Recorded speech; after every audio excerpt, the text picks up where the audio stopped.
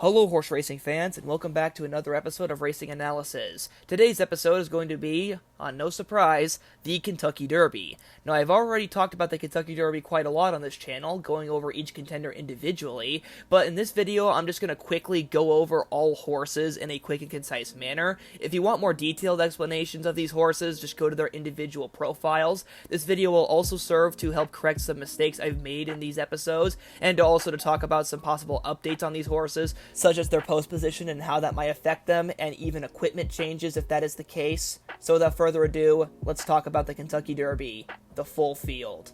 First up, number 1, Hit Show. Now, some people might be put off by the fact that he is in post number 1, but as Mo Donegal showed last year, if you're a come-from-behind horse, it doesn't really matter if you're blocked in behind horses, because that's where you're going to be either way. Personally, I think a better reason to not choose Hit Show is because of the competition he has faced in his New York Kentucky Derby preps. The Withers was not very strong, and he was a weak favorite in the Wood Memorial Stakes, which was quite wide open, and he still ended up losing to a 59-1 shot, which goes to show just how good he really was. I just don't really like him. He could pick off some horses late with his come-from-behind move, but that's the best I could see. And the horse to Hit Show's outside is post number 2, Verifying, a very royally bred horse who has been very much knocking at the door. Most recently ran a very game second in the Bluegrass Stakes. Now, the Bluegrass Stakes did have everything go his way, so it makes sense that he did run a good race, but the fact that he was eventually outgunned anyway might deter some people. Also, his inside post is not going to be very helpful for him because he does have quite a lot of early speed, so he's going to want to try and escape from that potential pocket he's going to get in being slammed on the rail. But if he can get out of that, he can rest just behind the leaders and show off quite a little bit of early speed, which is nice to see. But that draw is not the best he could have gotten. Draw number 3, Two Fills, a horse with a great story. He's won at tracks big and small, from Colonial Downs, Canterbury, all the way to winning at Churchill Downs in the Grade 3 Street Sense Stakes in the Slop, which was a great race and showed a lot of character. He's answered almost every question with a solid, consistent performance, has a high quantity of races and few bad starts, and has run against some very tough Derby horses such as Angel of Empire. But it also can be argued that he might be just shy of top tier, just like Verifying. Being outfought by the toughest of the tough in this Kentucky Derby could be right behind maybe a top 5 performance. Someone to keep in mind, and I think he might just be a little overlooked. Number 4, Confidence Game, a horse with an incredibly long hiatus going into this Derby with 10 weeks rest, something that has never been achieved by a Kentucky Derby winner, and he has never ran further than a 1.1 miles, so it's going to be a huge distance jump. But on the other hand, he loves Churchill Downs and does have quite a lot of speed in a race that lacks speed, so there is a lot of potential to be had here and a surprising amount of experience. He is most definitely a good horse with a lot of potential, who is severely handicapped by the fact that his win in the Rebel Stakes should have been a stepping stone to a final Derby prep, but it just never happened, and he just went straight for the Derby. But who knows? I might be wrong about him, and so could many other people, and this off-the-beaten-path strategy could be the path to success. We'll just have to find out. Number 5, currently morning line 5-1, Tapit Trice. Post 5 is considered one of the best post positions for the Kentucky Derby, and despite being a horse who despises kickback and needs to go to the outside to run a good race, he did win the Bluegrass from post position number 1, so it's most definitely far from impossible that he has an inside draw, but it could be a little worrying if he gets trapped in a pocket. But if that doesn't happen, Tapit Trice is only going to get more and more dangerous as the race progresses, as he's going to relish the extra eighth of a mile in this Kentucky Derby, and he will handle the big field no problem. Watch out for him in the final quarter. Number 6, Kingsbarns, another Todd Pletcher trainee who got in thanks to a gate-to-wire performance in the Louisiana Derby. That race had a very slow pace, which could set up in the Kentucky Derby, which is a good thing. And I will admit, I did undersell how battle-tested he really was in his first 2 starts, where he went off the pace and handled tons of traffic. So I will admit I was wrong there, but I still feel like there is a lot that he's going to have to prove going into the Kentucky Derby. And historically and statistically, a horse who did not not race at age 2, winning 3 starts going into the Kentucky Derby and only 3, haven't done very well with one major exception, and that's kind of about it. Horses like Materiality looked more impressive in their races, and they still failed. So I'm still not sold on Kingsbarns, but I can see why people like him. Number 7, Reincarnate, a horse with a abysmal morning line of 50-1. I think that's absolutely ridiculous, because Reincarnate is a tough son of a gun.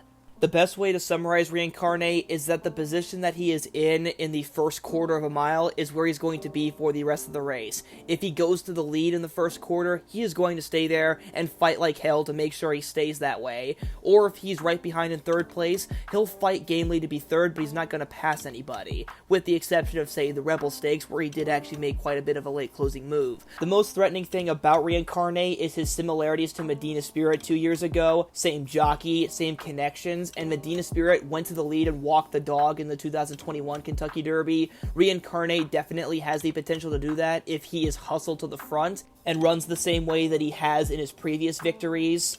So in short, not really 50-1. Number 8, Mage, a horse that despite a lack of quantity in his starts has an incredible amount of quality and has dealt with tons of trouble. A very versatile animal and one that can handle tons of trouble and kickback. Most recently ran a very game performance in the Florida Derby, overcoming tons of obstacles only to be defeated by the Kentucky Derby favorite Forte. If he can overcome his slow starts, he can definitely be a very serious horse late. Number 9, Skinner, a deep closer who only has experience in California. He has done well recently, running a half-decent third in the Santa Anita Derby with an incredible speed figure to come out of it. But I think personally that speed figure does oversell him a bit, because if you look deeper into his races, he is just a B-tier California horse who struggles against the same local breds every single time, and even those horses aren't exactly the cream of the crop, so that could be a bit worrying. Otherwise, he might fly late and do something.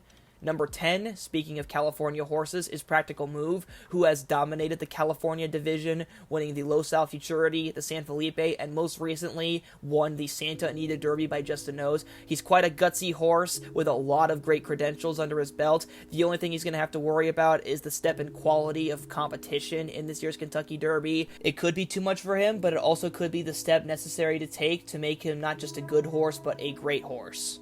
Number 11, Disarm, a horse with a lot of potential and is definitely going to mature and grow over the course of this year, but the Kentucky Derby is not going to be his best day. He's not an ornery or immature horse. The problem is he's just yet to learn how to win, and that's going to be his biggest issue.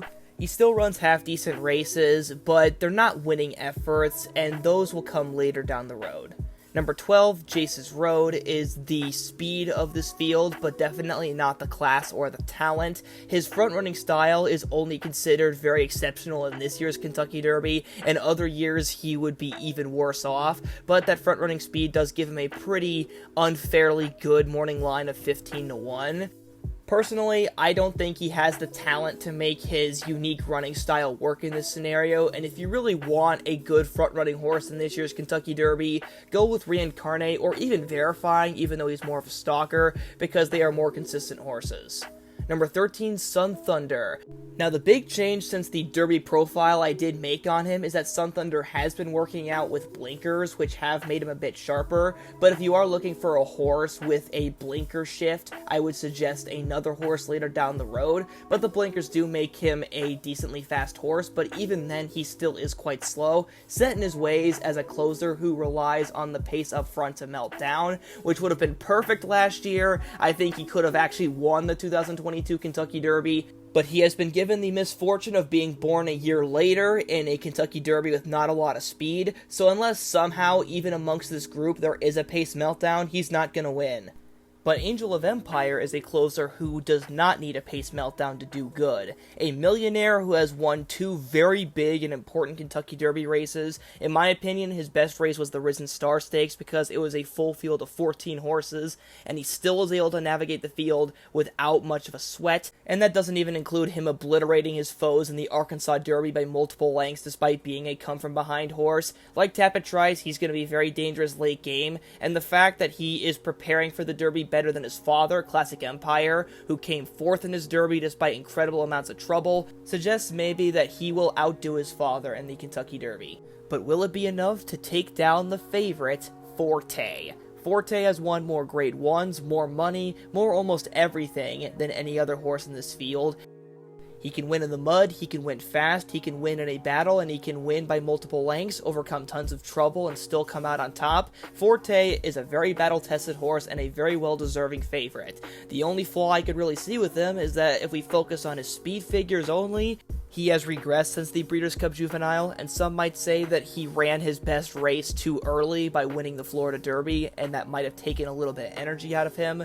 But besides that, there's not really that much wrong with him. He's a smart, safe choice, but if you want to be interesting or somewhat subversive, don't pick him. Number 16, Cain. Ironically, a 50-1 morning line horse, and he deserves it. His best performance did show some merit, being a sloppy racetrack with a full field of 14 horses that he successfully navigated and won by multiple lengths, but it was a one-turn mile, and in the Bluegrass Stakes, there were 3 different Kentucky Derby horses in that field that all destroyed him. He has been beaten by multiple different Kentucky Derby horses, and the Bluegrass ran a similar speed figure to the Gotham, and one of those races was a victory, and the other was a 5th place finish. In fact, his chances are so low that I made a bet with a friend that if Cain wins the Kentucky Derby, I'm going to get my legs waxed. So, I really hope he doesn't win. I don't think he's going to, but if he does, ouch for me. Post number 17 is the worst post position statistically in the Kentucky Derby, harboring no winners. It is occupied by Derma Sotogake, who is hoping to become the first horse bred in Japan to win the Kentucky Derby. He got into this Kentucky Derby field by walking the dog in the UAE Derby, so if he wins this Kentucky Derby, he will both be the first horse to come from post 17, be bred in Japan, and the first horse to do the UAE Derby Kentucky Derby double. So history is not on this horse's side, and despite having 8 starts under his belt, he's had a lot of things just simply go his way. The UAE Derby was by far his easiest performance, but even when he closes from off the pace, he hasn't really had much trouble. He's versatile, decently talented, but a lot to prove, and history's not on his side. So, while I will be rooting for this horse in my heart, and happy if he wins, the odds are really stacked against him. Number 18, Cain. This is the biggest improver since his final Derby prep, which was an unimpressive 4th place finish in the Arkansas Derby, which really does not represent him. He's going with the blinkers, and his workouts suggest that he is way sharper than he ever was before, continuing to run faster and faster workout times at multitudes of distances. And with trainer Bill Mott, he knows a thing or two about campaigning horses that may not be the traditional favorite and getting them to successful positions in the Derby. He did train Country House to a technical victory after all. Number 19, Lord Miles, winner of the Wood Memorial at odds of 59-1, reminds me quite a bit of Bourbonic, who is the only horse to have won the Wood Memorial at even higher odds of 73-1 only 2 years ago. I'm starting to sense a pattern here. I dismissed Bourbonic back then for his incredibly slow time and lucky circumstances. Lord Miles definitely did run a better race than Bourbonic, but not by much, and I still think that he is far from a major Kentucky Derby contender. He took advantage of the weak New York circuit, and he won a big race.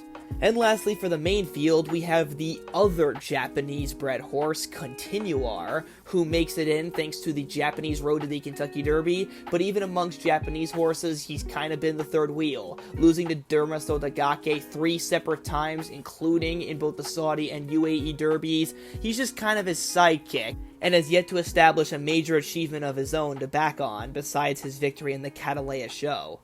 And that concludes the main field for this Kentucky Derby. There are 3 also eligibles also to mention, I guess. So if there is a scratch between now, which is Wednesday and Saturday, these horses will get in. And I'm going to cover all bases because last year I never once mentioned Rich Strike. And guess what? He won. So ultimately I failed at my purpose. So let's start out with Cyclone Mischief, who is in place number 21 for Dale Romans. He is kind of a third-rate Florida horse behind Forte, behind Cain, behind Mage.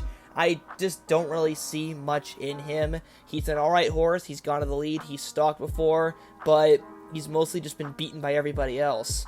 The next also eligible is the 3rd Japanese bred in this field, and according to the morning line, he is the most favored of the 3 also eligibles.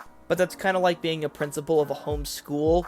Despite that, he definitely does deserve the mark, and honestly should have made it into the Derby starting gate, but the whole points configuration thing is a rant for another day.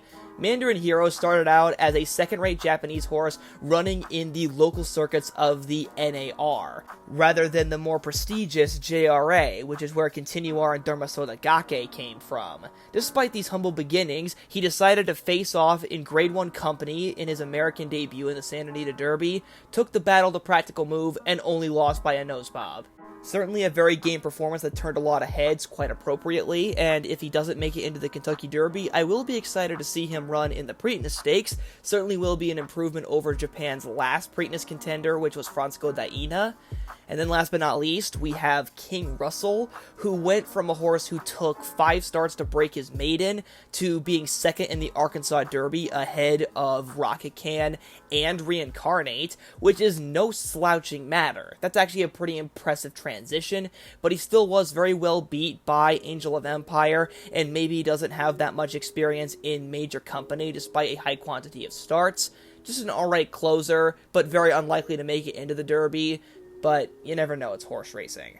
And that is every single Kentucky Derby contender for this year. For my final picks, I'm gonna go with Forte. I know that's kind of boring, but he really is the best horse in this field and has earned it rightfully. But down below, I am going to use Rocket Can and Reincarnate. While I am going to be definitely rooting for other horses, I think for using, Rocket Can has a real unpredictability and spunk factor with his incredible improvements since his run in the Arkansas Derby, and Reincarnate has just been a real consistent horse and has quite a lot of dangerous potential if history is to repeat itself. And that's about it for me when it comes to handicapping the Kentucky Derby. I want to do something else now. I need to go back and do some other fun adventures on this YouTube channel. I'm more than just a Derby dude. Hope you guys enjoyed this, and I'll see you guys next time.